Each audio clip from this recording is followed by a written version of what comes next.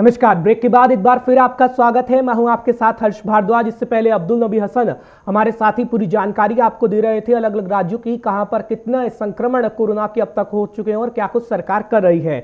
अब हम बात जरा यूपी की भी करेंगे, जहां पर हैदर इस वक्त खड़े हुए हैं। उत्तर प्रदेश में नोएडा की अगर बात करें, नोएडा में क्या कुछ हालात है वो भी हमें जानकारी पूरी देंगे, लेकिन उससे पहले आपको बता दें कि क्या कुछ हालात इस वक्त देश में है, क्योंकि कुछ तस्वीरें भी हम आपको दिखाएंगे। क्योंकि अनलॉक फेज 1 की शुरुआत हो चुकी है। जिस तरीके से लॉकडाउन 5.0 लगाया गया है 1 जून से, और आज दूसरा दिन है जब अनलॉक फेज 1 स्टार्ट हो चुका है और आज तमाम दुकानें भी खोली गई हैं। जिस तरीके से योगी सरकार की बात करें तो यूपी सरकार ने भी दुकानों को खोलने की अनुमति दी है, बसों को चलाने की अनुमति दी है, यानी तमाम तरह की गाइडलाइंस जारी हो चुकी है।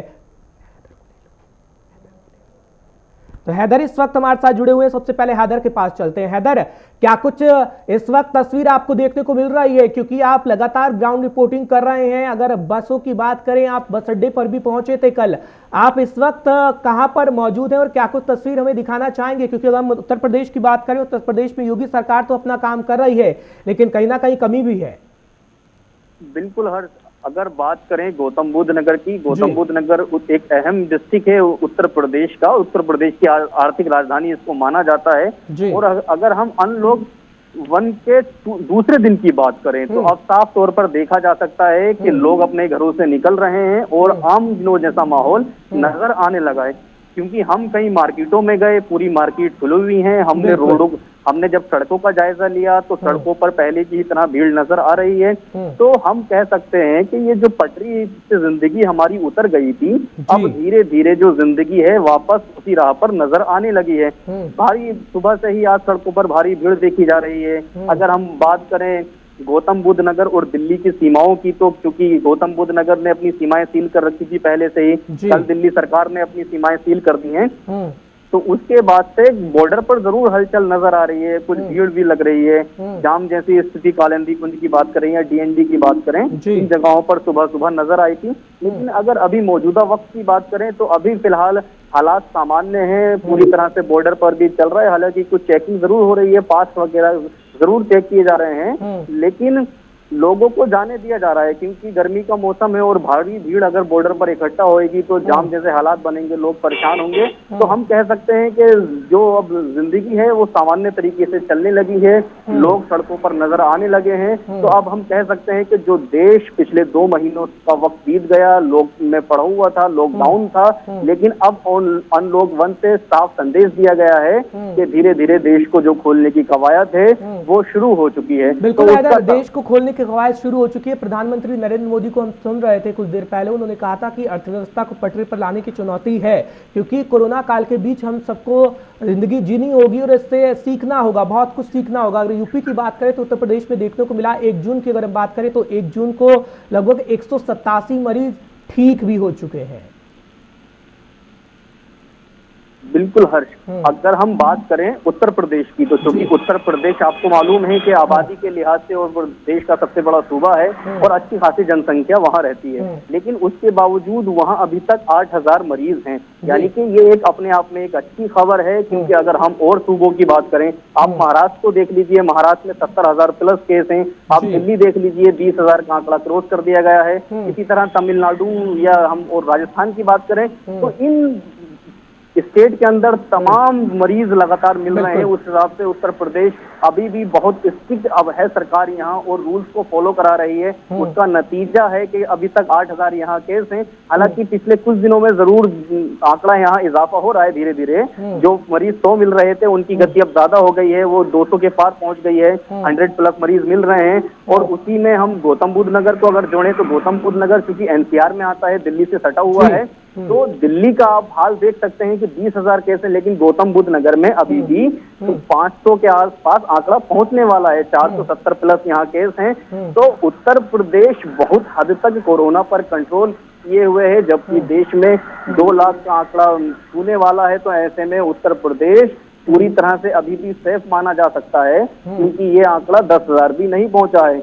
हालांकि जो गौतम बुद्ध नगर से स्वास्थ्य विभाग ने रिपोर्ट दी उसमें साफ कहा था कि 42% जो मरीज हैं वो दिल्ली से कनेक्टेड हैं, जो दिल्ली से यहाँ लोग आए हैं उसमें 42% हैं। तो ऐसे में गौतम बुद्ध नगर की सीमाएं सील इसीलिए पहले से ही है ताकि जो दिल्ली से जो व्यक्ति भारी संख्या में नोएडा के अंदर ऑफिस हैं और आवाजाही रहती है एनसीआर में, तो वो लोग नोएडा के अंदर ना आए और उनके जो सिम्टम्स हैं या जो कोरोना पेशेंट हैं वो नोएडा वालों के टच में ना आए। तो उसी कड़ी में लगातार उत्तर प्रदेश सरकार हो या गौतम बुद्ध नगर प्रशासन हो वो अपने काम को अंजाम दे रहे हैं और बखूबी ये नजर भी आ रहा है। जी हर्ष, बिल्कुल, बहुत बहुत शुक्रिया हैदर तमाम जानकारी हम तक पहुंचाने के लिए। यूपी की हम बात कर रहे थे, अब जरा बिहार की भी बात करेंगे क्योंकि बिहार से भी ग्राउंड जीरो पर लगातार हमारे संवाददाता बने हुए हैं। लेकिन अगर हम आपको बिहार की बताएं तो बिहार में इस वक्त लगातार कोरोना के मामले बढ़ रहे हैं और जिस तरीके से श्रमिकों का पहुंचना जारी है, श्रमिक ट्रेनों के माध्यम से बिहार जो प्रवासी मजदूर पहुंच रहे हैं, ये कहा गया है बिहार सरकार की तरफ से कि लगातार उनके लिए व्यवस्थाएं भी की जा रही है। अगर रोजगार की बात करें तो रोजगार की व्यवस्था भी की जाएगी। कृष्णा इस वक्त मौजूद है बिहार से, इस वक्त हमारे साथ। कृष्णा, क्या कुछ तस्वीर बिहार की नजर आ रही है? आपके पास कुछ लोग भी मौजूद हैं, आप उनसे जरा बातचीत करिएगा क्योंकि हम देख रहे हैं कि बिहार में बड़ी तेजी से मामले बढ़ रहे हैं कोरोना के। जी, अभी बिहार की हालात ऐसी है कि प्रवासी मजदूर का आना जारी है।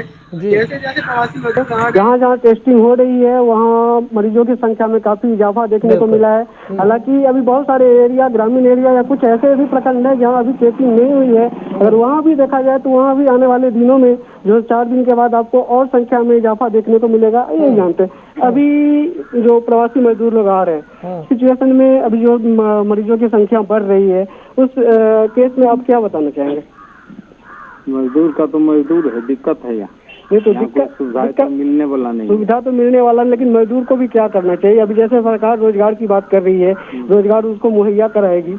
हाँ, जो मजदूर है उसको चेक होना चाहिए कि ये मजदूर है नहीं है, दूसरा आदमी खा लेगा, मजदूर देखते रह जाएगा, यही तो नहीं यहाँ। नहीं तो यहाँ आस पास में आपके ग्रामीण इलाकों में जो प्रवासी अभी आए हैं इस बीच में, तो उसकी क्या मतलब वो कैसे रह रहे हैं या क्या उनके लिए क्या व्यवस्था की जा रही है लोकल स्तर पे? लोकल स्तर पर उसको कोई व्यवस्था नहीं, वो आदमी जब मर्जी आता है, जब मर्जी घर में चले जाता है, उसको कोई चेक चक नहीं है। वैसे कोरोना वाला वो दिल्ली बम्बई से आता है, इधर से इधर घूमते फिरता है, उसको कोई सुविधा नहीं है। अभी सरकार रोजगार की बात कही है, पिछले 2-4 दिन पहले मीटिंग, जागरूकता अभियान बिल्कुल भी नहीं है। लोगों से जरा ये पूछिएगा वो किस इलाके में रहते हैं और क्या कुछ उनके लिए व्यवस्थाएं की गई हैं, क्योंकि हम देख रहे हैं प्रवासी मजदूर वहां पर पहुंच रहे हैं, उनके लिए कहा जा रहा है कि लगातार सरकार काम कर रही है, लेकिन जो लोग बोल रहे हैं उससे नहीं लगता कि जमीनी स्तर पर कुछ काम किया जा रहा है। जी। अभी आपके इलाके में जो प्रवासी मजदूर आए हैं उनको किस तरह की सुविधाएं मुहैया कराया जाए? ये सरकार बोल रही है कि उनको जो है उनको रोजगार दिया जाएगा। दूसरा चीज जो अभी खासकर कैसे उनको जो भी प्राथमिक व्यवस्था जो होती है आपके एरिया में कैसे मिल पा रहा है या नहीं मिल पा रहा है? जहाँ तक की बात है सरकारी मुलाजिमों के हिसाब से कि जो प्रवासी मजदूर आ रहा है उसके जो रोजगार के साधन सब एक जो है सरकारी कागज पे ही बन के रह जाता है, जबकि जमीनी हकीकत कुछ और है। देखिए, जहाँ तक कि प्रवासी मजदूर की बात है, बाहर में जो कि हर कैटेगरी के आदमी हो रहते हैं, हर लेबर क्लास से लेकर आप चाहिए किसी भी शिक्षक, एजुकेशन, हर डिपार्टमेंट का आदमी है वहाँ काम करता है। लेकिन यहाँ आने के बाद आप एक रोजगार देते हैं मनरेगा विभाग में, और लेबर क्या करेगा वहाँ मिट्टी करके? और मानिए हम लोग 12th BA पास, नर्स करके सब जाता है वहाँ रोजगार करने के, फैक्ट्री में काम करता है, वहाँ से आने के बाद क्या मनरेगा में वो काम करने के लिए जाएगा? कभी नहीं जा सकता। इसीलिए हम कहते हैं सरकार को कि उन प्रवासी मजदूरों को भी कुछ सोचे कि उसको रोजगार, इस तरह के रोजगार पे वो सक्षम नहीं होंगे, इसीलिए कोई जो है रोजगार उपलब्ध कराया जाए। अभी सरकार जो कही है कि सोशल डिस्टेंस का खुद पालन करना है, आपको खुद अपने आप में व्यवस्था रखना है। जो सिचुएशन है, आप जब कहीं भी जा रहे हैं तो जैसे आप मास्क लगाए हुए हैं, उस बेस में आपको क्या लगता है कि हर एक आदमी ये कर पा रहा है या सोशल डिस्टेंसिंग की पालन हो रही है? कोई पालन नहीं हो रही है, कोई मास्क व्यवस्था नहीं है, कोई मास्क लगाता भी नहीं है। जिस तरह से प्रवासी लोग आ रहे हैं उस तरह से यहाँ चेक हो रहा है कि पता चले कितना मरीज बढ़ा है, इधर नहीं बढ़ा है, कोई चेक ही नहीं है, इसे पता नहीं चला। लेकिन ऐसे देखा जाए तो दूसरे जगह के हिसाब से यहाँ तो 2 गुना 4 गुना कोरोना का मरीज है। अभी आप देख पा रहे हैं कि यहाँ पब्लिक का साफ कहना है कि यहाँ किसी भी चीज की व्यवस्था नहीं है, सब पेपर पे खाना पूर्ति हो रहा है, कोई चेकिंग नहीं हो रहा है। कृष्णा, लेकिन ये भी बताइएगा, जिस तरीके से ये कह रहे हैं कि मनरेगा के तहत उनको काम नहीं मिला है, ये लगातार कहते हुए नजर आए कि कागजी पर तो है, कागज पे तो कार्रवाई है, लेकिन जमीनी स्तर पर वो कार्रवाई नहीं है। अगर हम बिहार की बात करें, बिहार में सबसे ज्यादा जो जागरूकता फैलाई जानी चाहिए थी, क्योंकि हम देख रहे हैं अगर महिलाओं की बात करें या फिर पुरुषों की बात करें, उनमें इतनी ज्यादा जागरूकता नहीं है कोरोना को लेकर, क्योंकि कोरोना महामारी एक ऐसी महामारी है जिसका अभी तक कोई इलाज नहीं है। क्या कुछ लोगों के स्तर पर जागरूकता फैलाई गई है? क्या लाउडस्पीकर के जरिए उस गांव ग्रामीण क्षेत्रों तक पहुंचाया जा रहा है, जागरूक अभियान वहां चलाया जा रहा है कि कोरोना को लेकर आप किस तरीके से सावधानी बरत सकते हैं? उन ग्रामीण इलाकों का क्या, जिन ग्रामीण इलाकों में अभी कोई भी व्यवस्था नहीं दी गई? जी, अभी फिलहाल मैंने जो देखा है वहाँ अभी किसी भी तरह की जागरूकता अभियान का कहीं भी नहीं देखने को मिला है। ग्रामीण स्तर पे जो सरकार मुखिया के द्वारा मास्क और साबुन की जो और सैनिटाइजर की जो व्यवस्था की गई थी, किसी किसी एरिया में मिला और किसी किसी एरिया में नहीं मिला। आइए जानते हैं यहाँ आपके पंचायत में क्या मुखिया ने मास्क और साबुन का वितरण किया है? मास्क साबुन अभी तक तो नहीं मिला है, लेकिन पता चलता है कि मिलेगा। हो सकता है कोरोना खत्म हो जाने के बाद मिलेगा। नहीं तो अभी आप लोग कैसे किस तरह से बाकी चीज करते हैं अपने परिवार को? हम लोग अभी जो है सो किसान का जिंदगी जो है सो उसी हिसाब से चल रहा है। जो लेबर से भी बदतर हो गया है किसान को। यहाँ जो है सो कोई आमदनी का जुगाड़ है नहीं, गेहूं कटा नहीं, उसका मुआवजा मिला नहीं, लेबर काम किया नहीं, जो जहीं है वहीं जस का तस है। आप सुन पा रहे हैं कि इनको जो ग्रामीण बिल्कुल कृष्णा, किसानों के लिए आर्थिक पैकेज का ऐलान किया है सरकार ने, प्रधानमंत्री नरेंद्र मोदी यानी केंद्र सरकार की तरफ से आर्थिक पैकेज का ऐलान किया गया है। इनसे जरा पूछिएगा, ये किसान है, क्योंकि किसानों के लिए कर्ज की व्यवस्था की गई है कि वो कर्ज ले सकेंगे बैंकों के माध्यम से। क्या कुछ परेशानी नहीं हो रही है? क्योंकि परेशान हमेशा किसान ही रहता है, अन्नदाता जिसे कहा जाता है। जरा पूछिएगा सवाल। अभी जो प्रधानमंत्री है उन्होंने कुछ पैकेज की घोषणा की है, जो आपको पता होगा। अभी जो पैकेज की घोषणा है उसमें किसान को सबसे अहम रखा गया है। आपको क्या लगता है कि अभी आप जो कर रहे हैं, या आपको अभी डीबीटी दिया गया है, या गेहूं के लिए जो अभी अनुदान के बारे में बोला गया है, आपने फॉर्म भरा इसका? हम लोग जो है सो किसान का जो है सो ऑनलाइन किए थे।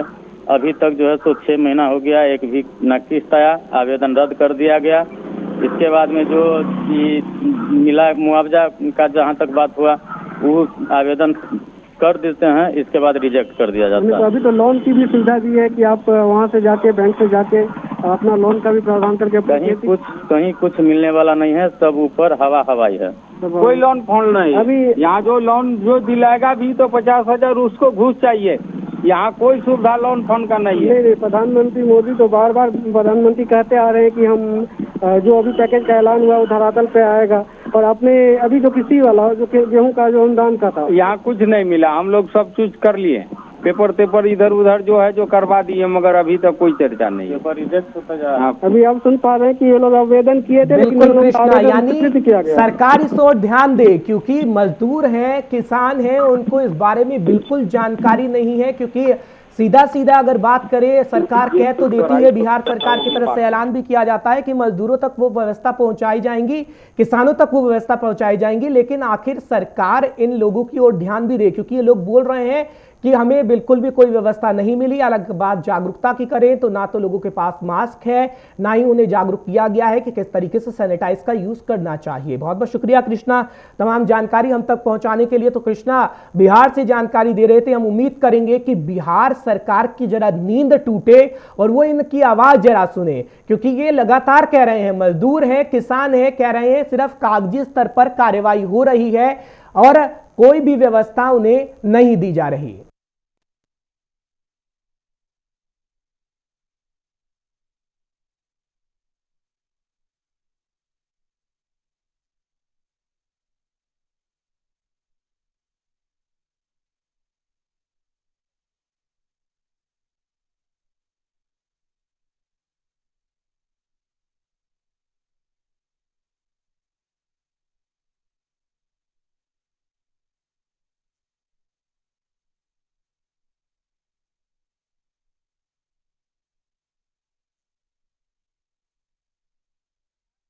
किस तरीके से आज अनलॉक का दूसरा दिन है और बिहार से पूरी जानकारी दे रहे थे कृष्णा। और अगर बात करें उत्तर प्रदेश से तो हैदर अली हमारे साथ जुड़े हुए थे। अब जरा प्रधानमंत्री नरेंद्र मोदी की भी बात करेंगे, क्योंकि प्रधानमंत्री नरेंद्र मोदी ने कहा कि अर्थव्यवस्था को पटरी पर लाना बेहद जरूरी है। सबसे पहले आपको नरेंद्र मोदी को सुनवाते हैं, प्रधानमंत्री को, कि आखिर आज उन्होंने क्या कुछ कहा, फिर आगे की चर्चा करेंगे।